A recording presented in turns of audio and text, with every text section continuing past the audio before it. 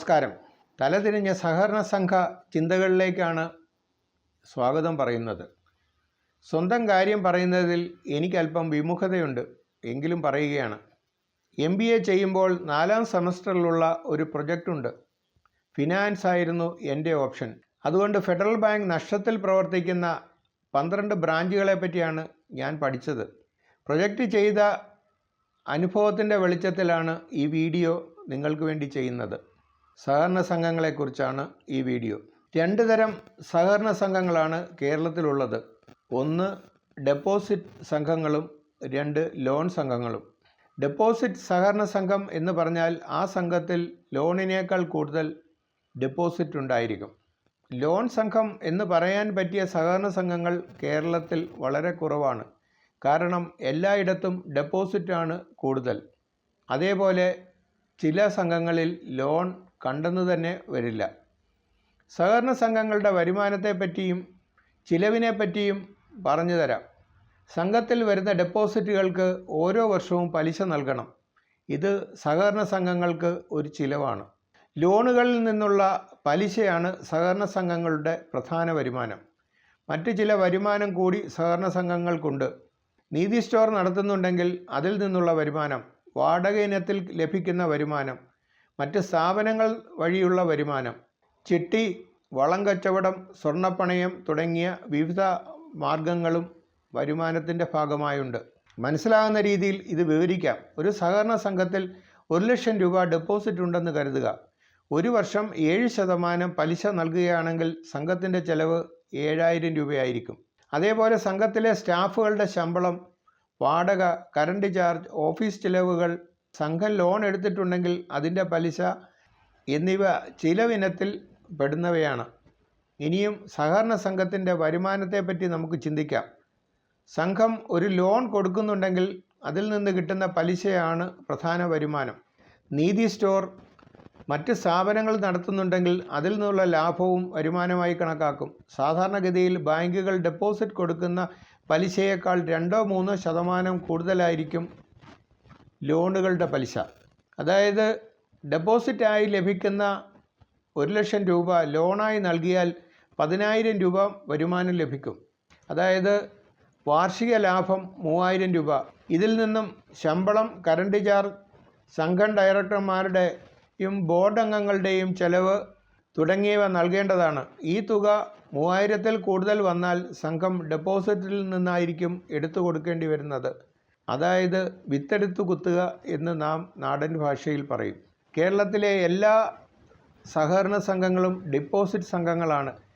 കാരണം വിദേശ പണം വന്നു നിറയുന്ന സ്ഥലമാണ് കേരളം. 100 കോടി ഡെപ്പോസിറ്റ് ഉണ്ടെങ്കിൽ മിക്കവാറും ഈ ബ്രാഞ്ചുകളിലൊക്കെ 20 കോടിയിൽ താഴെയായിരിക്കും ലോണുകൾ.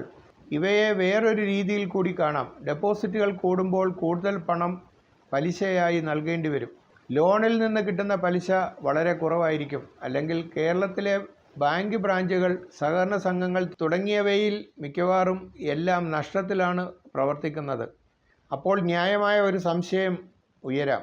കേരളത്തിലെ ദേശസാൽകൃത ബാങ്കുകളുടെ ബ്രാഞ്ചുകളും ഇതേപോലെ തന്നെ ഡെപ്പോസിറ്റ് ബ്രാഞ്ചുകളാണ്. അവരെ എങ്ങനെയാണ് ലാഭത്തിൽ പ്രവർത്തിപ്പിക്കുന്നത്? സഹകരണ സംഘങ്ങൾ സിംഗിൾ യൂണിറ്റുകളാണ്. അവരുടെ കയ്യിൽ അധികമായി പണം വന്നാൽ അത് മറ്റ് സഹകരണ സംഘങ്ങൾക്ക് ലോണായി നൽകാൻ കഴിയില്ല. ആ രീതിയിൽ പലിശയും കിട്ടാൻ സാധ്യതയില്ല. എന്നാൽ ദേശസാൽകൃത ബാങ്കുകൾ ചെയ്യുന്നത് എങ്ങനെയെന്ന് നമുക്ക് നോക്കാം. കേരളത്തിലെ 10 ഡെപ്പോസിറ്റ് ബ്രാഞ്ചുകളിലെ ഡെപ്പോസിറ്റുകളായ 500 കോടി കയ്യിലുണ്ടെങ്കിൽ മുംബൈയിൽ ഒരു ഇൻഡസ്ട്രിയൽ ടൗണിൽ ഒരു ലോൺ ബ്രാഞ്ച് അവർ തുടങ്ങും. ഈ 500 കോടി രൂപ അവിടെ അവർ ലോണായി നൽകും. അവിടെ നിന്ന് ലഭിക്കുന്ന പലിശ കേരളത്തിലെ ബ്രാഞ്ചുകളുടെ ഡെപ്പോസിറ്റ് പലിശയായി കൊടുക്കാൻ സാധിക്കും. സഹകരണ സംഘങ്ങൾക്ക് ഈ സൗകര്യമില്ല. സ്വന്തം ബ്രാഞ്ചിലെ ചിട്ടി, ലോണുകൾ തുടങ്ങിയ സംരംഭങ്ങളിൽ നിക്ഷേപിക്കുക മാത്രമാണ് അവരുടെ വിധി. ഡെപ്പോസിറ്റും അതിൽ നിന്ന് കിട്ടുന്ന പലിശയും കൃത്യമായി ലഭിക്കാൻ ദേശസാൽകൃത ബാങ്കുകളാണ് ഏറ്റവും നല്ലത്. പിന്നെ ആ നിക്ഷേപകർക്ക് RBI നൽകുന്ന ഉറപ്പും കൂടെയുണ്ട്. സഹകരണ സംഘങ്ങളുടെ കൺട്രോൾ കേരള സർക്കാരിനാണ്. കേരള സർക്കാരിൻ്റെ കൈവശം പണമില്ലാതെ വന്നാൽ കുഴപ്പത്തിലായ സഹകരണ സംഘം കൂടുതൽ കുഴപ്പത്തിലാകും. സഹകരണ സംഘങ്ങളിൽ നിക്ഷേപിക്കുമ്പോൾ ശ്രദ്ധിക്കേണ്ട കാര്യങ്ങളാണ് ഇനി പറയാൻ പോകുന്നത്. സഹകരണ സംഘങ്ങളിൽ KYCയും സിബിലും ബാധകമാക്കുന്നതിന് ശേഷം മാത്രമേ ഡെപ്പോസിറ്റ് ഇടുന്നത് ബുദ്ധിപരമാവുകയുള്ളൂ. KYC ഇല്ലാത്തവന് ലോൺ കൊടുത്താൽ ആ പൈസ തിരിച്ചു കിട്ടും എന്നതിന് യാതൊരു ഉറപ്പുമില്ല. 2. ഓരോ സഹകരണ സംഘവുമായി ബന്ധപ്പെട്ട് ഒരു സെക്രട്ടറിയോ പ്രസിഡന്റോ ഉണ്ടാകും. ഇവരിൽ ആ സഹകരണ സംഘത്തിലെ സർവശക്തൻ ആരാണെന്ന് കണ്ടുപിടിക്കുക. അദ്ദേഹത്തിൻ്റെ ജീവിത രീതി പഠിക്കുക. വളരെ ആഡംബരപൂർണമായ ജീവിതമാണ് അദ്ദേഹത്തിനെങ്കിൽ ആ സഹകരണ സംഘത്തിൽ ഡെപ്പോസിറ്റ് ചെയ്യാതിരിക്കുക. 3. സഹകരണ സംഘത്തിൻ്റെ കീഴിലുള്ള സ്ഥാപനങ്ങൾ ശ്രദ്ധിക്കുക. അവ ലാഭകരമായി പ്രവർത്തിക്കുന്നുണ്ടോ എന്നും കസ്റ്റമേഴ്സ് ഉണ്ടോ എന്നും ശ്രദ്ധിക്കുക. ഇത് രണ്ടുമില്ലാത്ത സ്ഥാപനങ്ങളിലേക്കാണ് സഹകരണ സംഘത്തിൻ്റെ പണം പോകുന്നതെങ്കിൽ അവിടെ നിക്ഷേപിക്കരുത്. 4. പല സഹകരണ സംഘങ്ങളും കണ്ടാൽ തിരുവനന്തപുരത്തെ RBI ഓഫീസിനേക്കാൾ വലുതായി നമുക്ക് തോന്നും.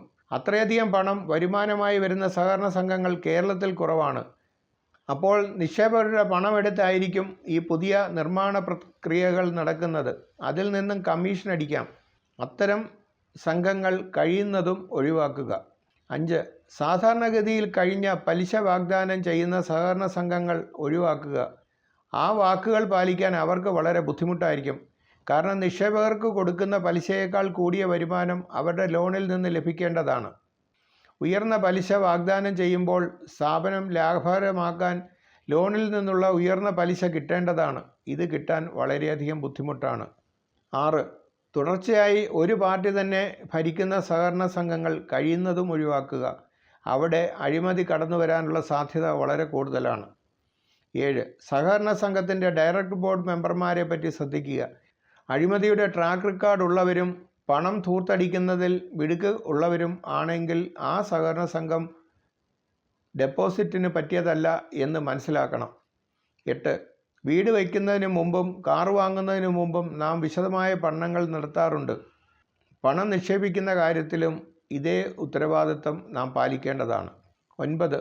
സഹകരണ സംഘത്തിൽ പോയി നിക്ഷേപിക്കാനാണ് പ്ലാനെങ്കിൽ അവിടുത്തെ ഏറ്റവും വലിയ ലോണിനെ പറ്റി തിരക്കുക. ലോൺ വാങ്ങിയ സ്ഥാപനത്തിൻ്റെ ഇപ്പോഴത്തെ അവസ്ഥയും ശ്രദ്ധിക്കുക. അത് ലാഭകരമായി അല്ല പ്രവർത്തിക്കുന്നതെങ്കിൽ തിരിച്ചടവ് മുടങ്ങിയിരിക്കുന്നു. അവിടെ നിന്നും പലിശയും മുതലും തിരിച്ചു കിട്ടാൻ സാധ്യതയുമില്ല. 10. ഡെപ്പോസിറ്റ് ഇടുന്നതിന് മുമ്പ് സഹകരണ സംഘത്തിൽ ഒരു വിസിറ്റ് നടത്തുക. നിക്ഷേപം നടത്താൻ ഉദ്ദേശിക്കുന്നതിനേക്കാൾ ഭീമമായൊരു തുക ഡെപ്പോസിറ്റ് ചെയ്യും എന്ന് സ്റ്റാഫിനോട് പറയുക. സ്റ്റാഫിൻ്റെ ശരീരഭാഷയിൽ വരുന്ന മാറ്റം ശ്രദ്ധിക്കുക. അവർക്ക് പുതിയ ഊർജം കിട്ടിയെങ്കിൽ അവിടെ ഡെപ്പോസിറ്റ് ചെയ്യാതിരിക്കുക. കാരണം താങ്കളുടെ ഡെപ്പോസിറ്റ് കിട്ടിയിട്ട് വേണം അവിടെ ഇനി കാര്യങ്ങളൊക്കെ നടക്കാൻ എന്ന് മനസ്സിലാക്കുക. 11. ഇപ്പോൾ ഡെപ്പോസിറ്റ് ഉള്ളവർ അത് നിലനിർത്താൻ ആഗ്രഹിക്കുന്നെങ്കിൽ സംഘത്തിൻ്റെ ഓഡിറ്റ് റിപ്പോർട്ട് ആവശ്യപ്പെടുക. ഓഡിറ്റ് റിപ്പോർട്ട് പോലും ഇല്ലെങ്കിൽ ഡെപ്പോസിറ്റ് പിൻവലിച്ച് ഓടി രക്ഷപ്പെടുക. 12. ഡയറക്ടർ ബോർഡ് അംഗങ്ങളുടെ അക്കൗണ്ട് എവിടെയാണെന്ന് തിരക്കുക. അവർക്ക് ഈ സംഘത്തിൽ അക്കൗണ്ട് ഇല്ലെങ്കിൽ ആ സംഘത്തിൽ നിക്ഷേപിക്കാതിരിക്കുന്നതാണ് ബുദ്ധിപരം. ഇത്ര വിശദമായ അന്വേഷണം നടത്തിയിട്ട് വേണോ ഡെപ്പോസിറ്റ് ചെയ്യാൻ എന്ന് നിങ്ങൾ എന്നോട് ചോദിച്ചാൽ എനിക്ക് പറയാൻ ഒരു എളുപ്പവഴിയേ ഉള്ളൂ. അടുത്ത ദേശസാൽകൃത ബാങ്കിൽ പോയി പണം അവിടെ സുരക്ഷിതമായി ഡെപ്പോസിറ്റ് ചെയ്യുക.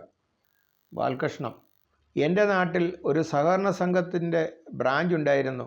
ഒരു പാറമടയുടെ അക്കൗണ്ടാണ് ആ ബ്രാഞ്ചിൽ പ്രധാനമായി ഉണ്ടായിരുന്നത്. എന്നും ഇഷ്ടം പോലെ പണം വന്നുകൊണ്ടിരുന്നു. സെക്രട്ടറി ഒരു ദിവസം അതിൽ നിന്നും അല്പം പണം വലിച്ചു നോക്കി. 1 മാസം നോക്കിയിരുന്നെങ്കിലും ആരും അതറിഞ്ഞില്ല. പിന്നെ അല്പം കൂടി വലിച്ചു. അപ്പോഴും ആരും അറിഞ്ഞില്ല. പിന്നെ എല്ലാ ദിവസവും വലിച്ചു. അങ്ങനെ 5 കോടിയോളം രൂപ സ്വന്തമാക്കി അടിച്ചു മാറ്റി. ഇപ്പോൾ ആ ബ്രാഞ്ചിൽ പണം നിക്ഷേപിച്ചവരുടെ കാര്യം സ്വാഹ.